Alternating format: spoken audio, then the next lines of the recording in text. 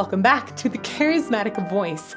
I have heard this song before, but I've never done a deep dive analysis, nor have I seen the band members perform live. Also, I just found out that they're from Los Angeles, and when this song was written, they had never even been to Africa. I was so sure that they must have been from overseas and at least spent a lot of time in Africa, but nope. Obviously, I need to learn a lot more. So let's get to it.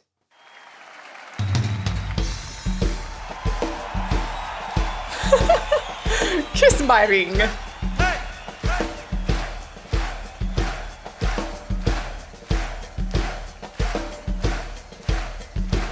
These drums are so cool.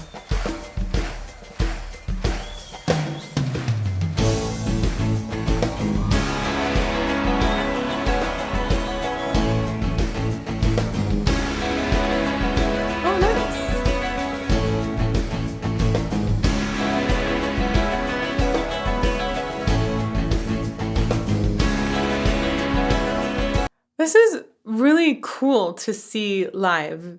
I was really in a toss-up at first of, should I do the studio version? Since this is my first time really deep diving, that's the version I've heard on the radio or at karaoke before, when everybody just sings out Africa. And there are other words that go there too, but I don't know what they are. I'm really glad I'm watching this because I had remarked that they had really cool synths in this. And also, it's just a normal drum kit. I thought that there were different percussion instruments. I like seeing that there's 2 keyboards here that he's using to get these different synth sounds. That's really cool to see. And also, I'm really excited to see how they bring everybody together in harmony, because I remember the harmonies being thick and awesome. Back to the beginning. I don't know what that's about, but makes me happy.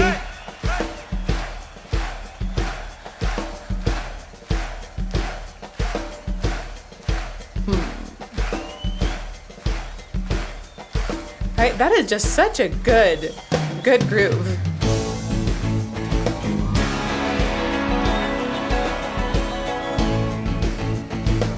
Yeah, super cool to see those 2 keyboards on top of each other. One of the reasons this little riff here, ba ba ba ba ba ba ba ba, one of the reasons that is so interesting is because it has a ton of syncopation involved. Syncopation meaning it's hitting the offbeats and accenting them. So, I'm gonna do this like this. Ba ba ba ba ba ba ba ba. So anytime that I was doing a ba when it wasn't on the beat, that was a syncopated rhythm. Ba ba ba ba ba ba ba ba. It's really cool. It falls back, it starts and it falls back into the beat, but in between, it has this just delightful syncopation. And it's so smooth in how they perform it.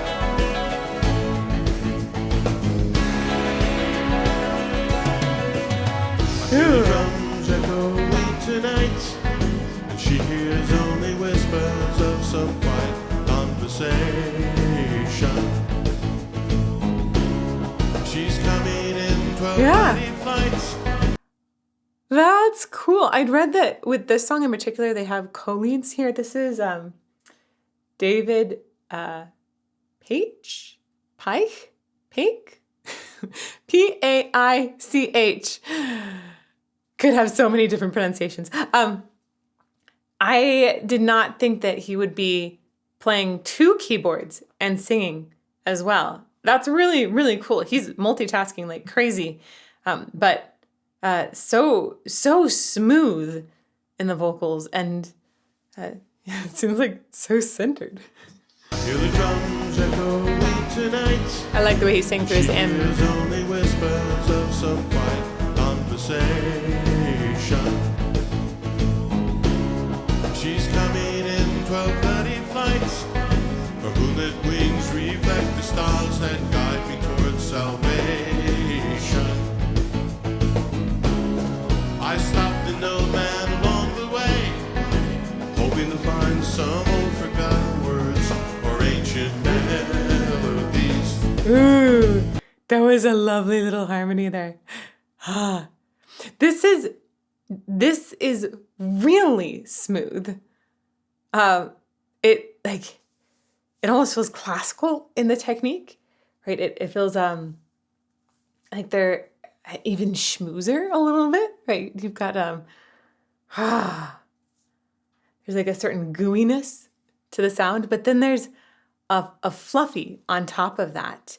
That is just nice airflow and very deliberate with the words and enunciation, because there are a lot of words in here, and it's telling the story with each of these words. And since there's so many going by, you need to be really careful that all of them are very clear. I like the phrasing that's being used. It's ba-da-da-da-da-da-da, like a normal sentence. A lot of times when we speak in sentences, they go up in the middle and they go down at the end. The actual music does the same thing with each idea, and there's even a pause up here and then a little answer. It's like a call and response in the phrasing each time. I hear the drums echoing tonight, and she hears only whispers of some quiet conversation. She's coming. I like the way they bring that riff back there. Her moonlit wings reflect the stars that guide me towards salvation. It sounds like there's some sort of effect or chorus that's put on his voice just a little bit. I'm not sure what it is, but obviously there's a little delay. Whenever he finishes up a phrase, we hear an echo. But there's some sort of effect that I hear on his voice. Right there, especially. I don't think that's an auto-tuner. It just sounds like an effect to make it thicker. Hoping to find some old forgotten words or ancient melodies.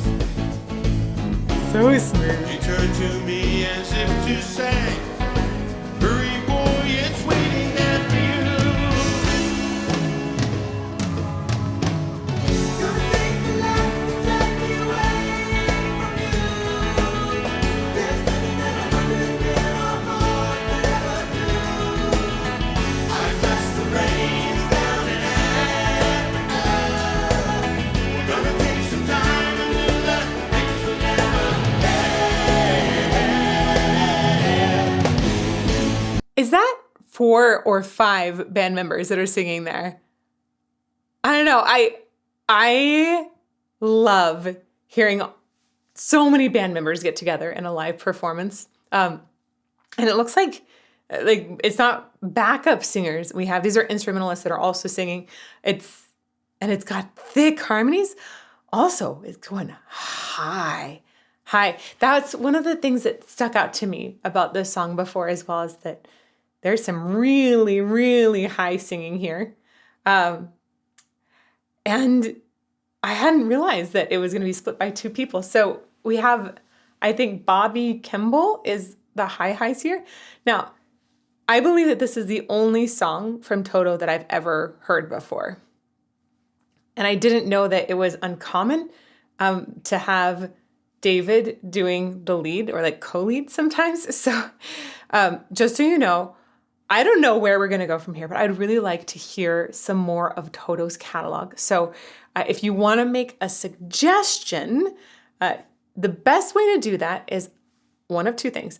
Either post a comment below the YouTube video recommending a particular song. I would be very grateful if you would recommend other songs by Toto, particularly for this one. And then thumbs up comments you like. Okay, we count the thumbs up essentially as votes, and we look for the most requested songs. The other way you can get your request to me is to go to Patreon and join our Patreon. We do a monthly poll, and often I'll watch who else is coming up on the poll, not just the winners, and we'll do an extra artist from there on YouTube as well. So those are the best ways to get your requests in front of me. You can come into live chat and recommend them too, but we're not actively counting those up.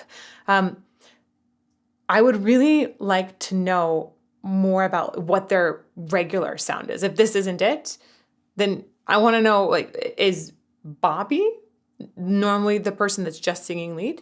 Don't know. Is this huge chorus sound? Is that common? I really like it. It's one of the things I like about their sound. So let me know. We're going to go back. Gonna take the light, take me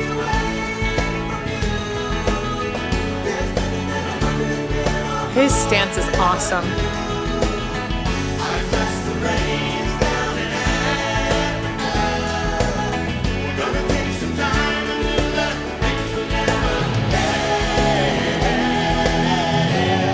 Okay, Bobby's stance here and position, just everything, it screams singer.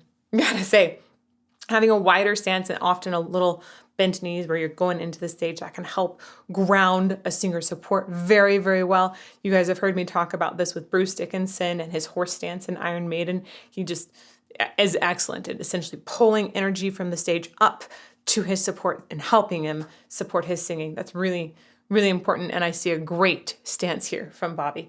Additionally, hands out and even hands up, that can really help with expansion of the rib cage. Those intercostals are important to keep expanded for maximum breath capacity and breath management as well. Another thing is his head is very slightly tilted up. You see singers a lot of times, you don't want to tilt way too up. If you get a kink in your neck, it actually works against you, as you can hear in the quality of my voice when I do this. Now, if I come back down, it's a lot easier to speak. The kink is not good for the entire vocal tract, but you can tilt up a little bit and then drop your jaw like crazy. And that tends to be a really good position for a lot of singers to just wail on some high notes. I know if you look at pictures of me when I sing my high Cs, almost always you will see me up a little bit and jaw dropped like crazy. Great positioning there. Back a little bit.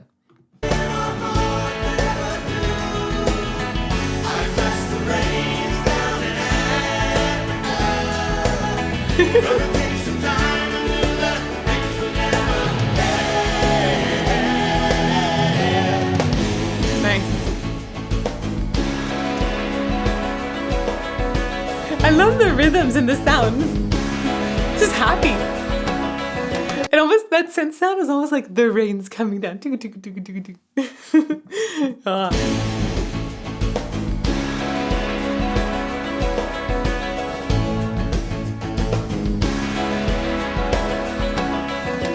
The wild dogs cry out in the night as they grow restless, longing for some solitary company.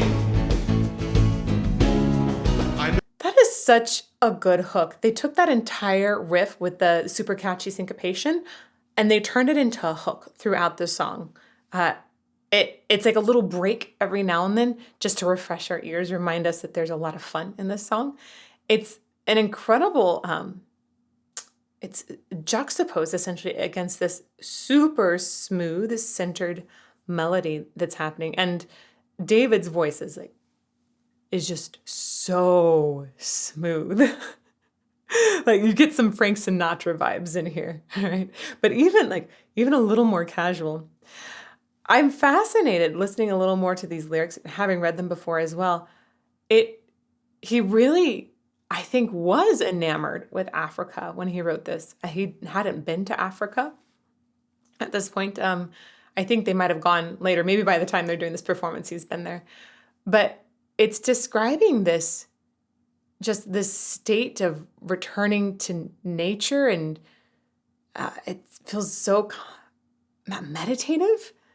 It's beautiful. And that centered storytelling part of his voice, it feels like there's a need to go and really work through some things in Africa and this sort of exoticism surrounding it as well. It's so surprising. I mean, I seriously, for years, I thought that this band must have been from Africa.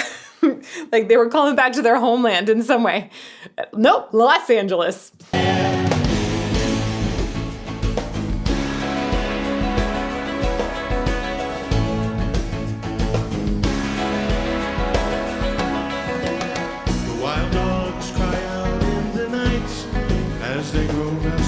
Longing for some solitary company. Right.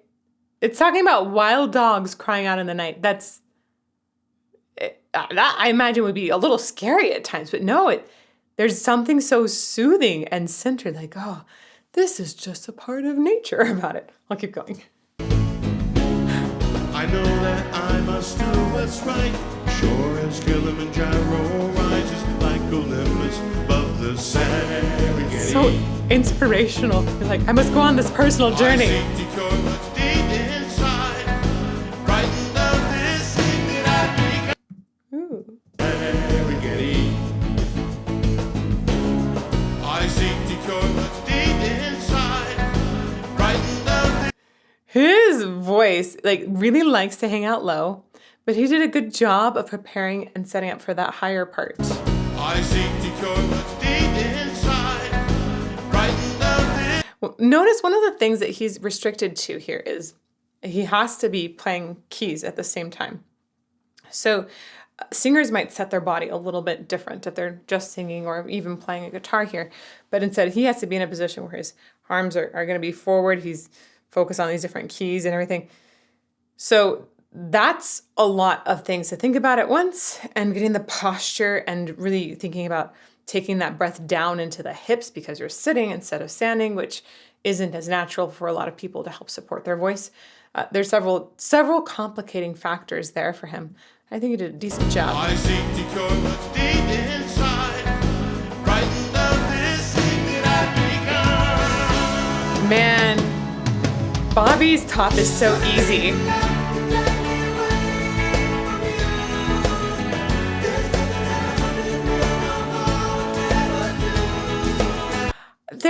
There is something in the production of this live that I feel like is missing just a tiny bit. But this was done in, 2003? What they're going for here is this big chorus sound. And so Bobby, when he starts singing, I wish I had a tiny bit more clarity on his voice, but this is also live. This is being super picky. I think that we have more clarity there in the studio version. But they're trying to make that chorus feeling, which they probably layered a ton in the studio, make a chorus feeling in a live setting. So they ended up taking his voice back quite a bit, I think, and doubling it as well. The result actually really, really works. Yeah, me as a vocal nerd, I would love to get into more details about Bobby's voice. But the overall feeling and vibe is this group sing, essentially. And that works for the song very, very well.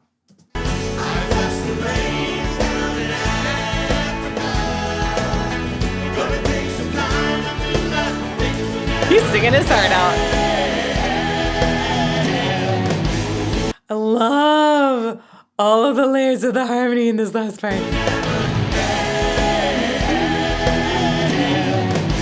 Nice. And the oohs too.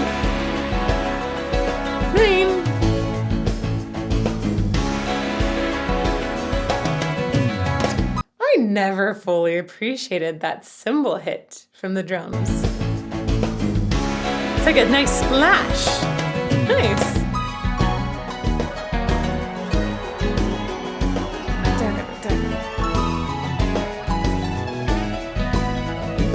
Great rhythms.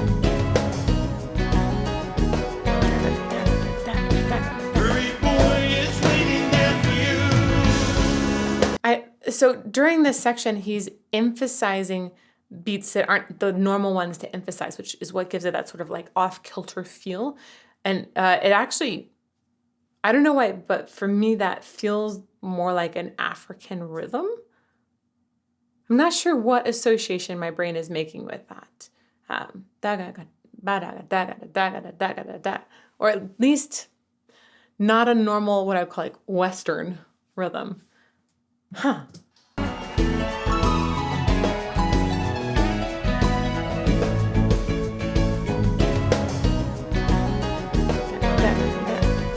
There's jazzy elements too. A little funky. Nice.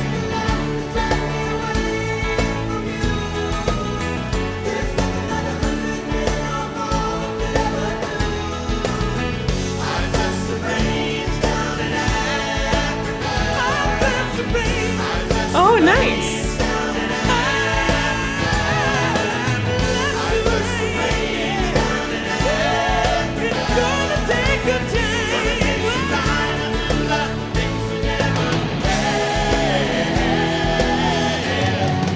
Gosh, these vocal lines are so fantastic.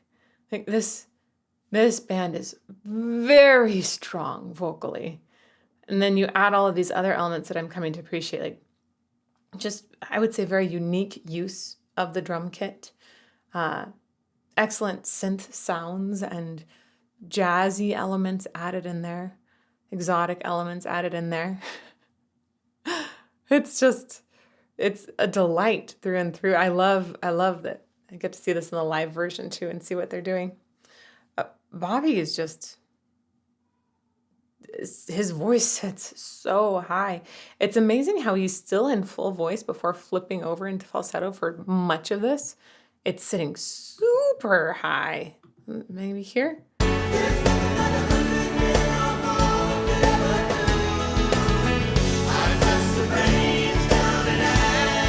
I went back too far. There we go. That's what I was looking for. So he is not flipping to falsetto for that. He's still saying in his first register. And that is so high. So high. Good job.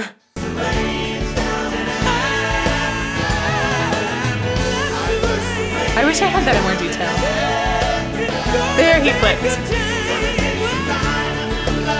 Gosh, he's almost adding ornamentations there that feel like they're coming from soul singing.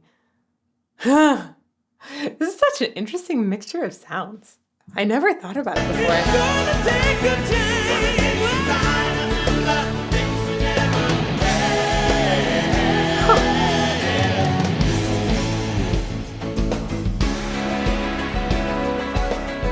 That doesn't get old.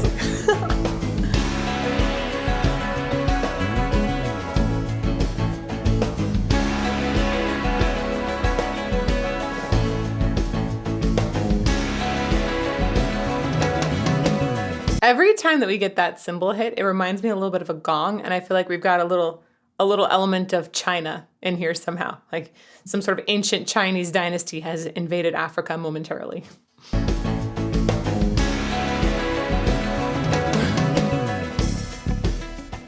Ooh. Bass solo.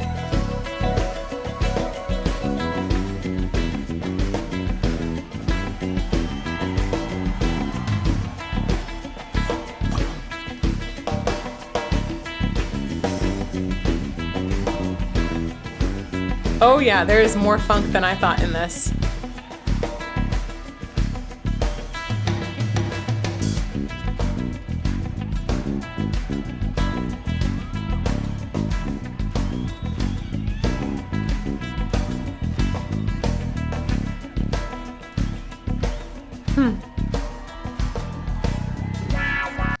Ooh, wow. The tone quality in the bass here had a certain mutedness about it. I don't know what causes that. I'm really curious. I'm going to ask y'all because I've learned so much more about guitar from asking y'all questions, especially during our live premieres. You give me some really great information. Thank you. There's a muted quality here. It's not as edgy as, for example, Metallica bass would be. So does that have to do with the string composition? I'm really curious what things can cause that.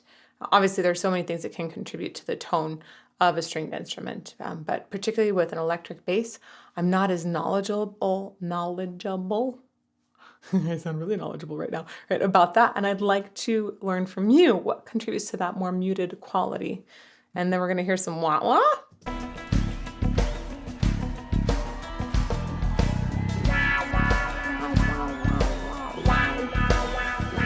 Filters.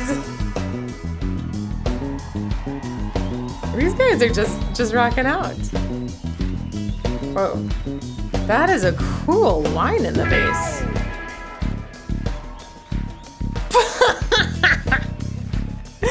We did not have enough cool instruments in this. We needed a stool.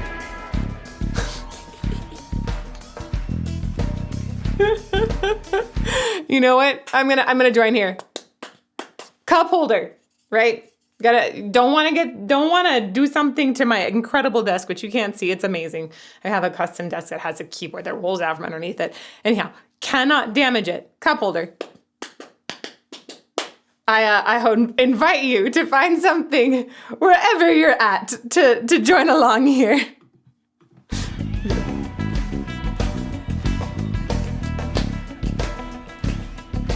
Okay, maybe I'll stop. I'm having too much fun with this. Sorry.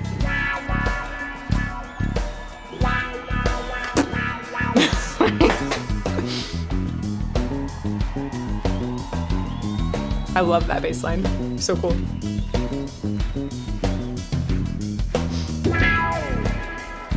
Wow. It sounded like a pew from a Space Invader game.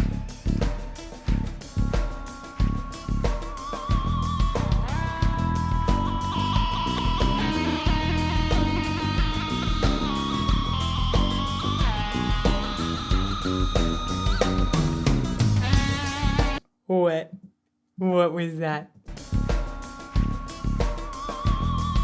That's so interesting how it switches from really low to suddenly very, very high. Like, gosh, that jumped up at least 2 octaves, right? Is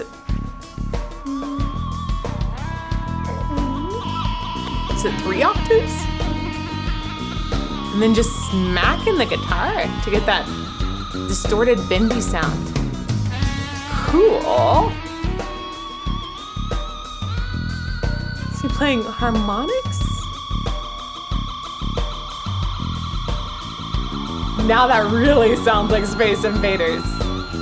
Whoa.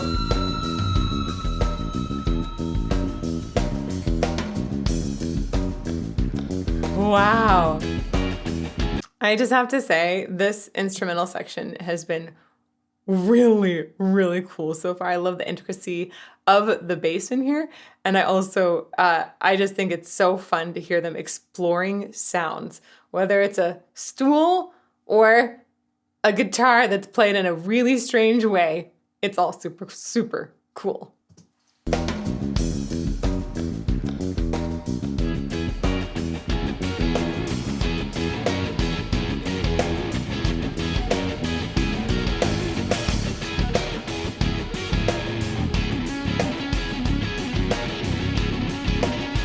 Oh, he's like, I feel like he's conducting this whole thing. There's magic. Ooh, is that the synths coming back in?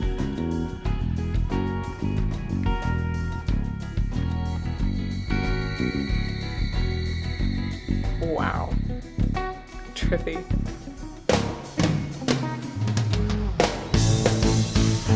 Ah, and there we go, return to the song.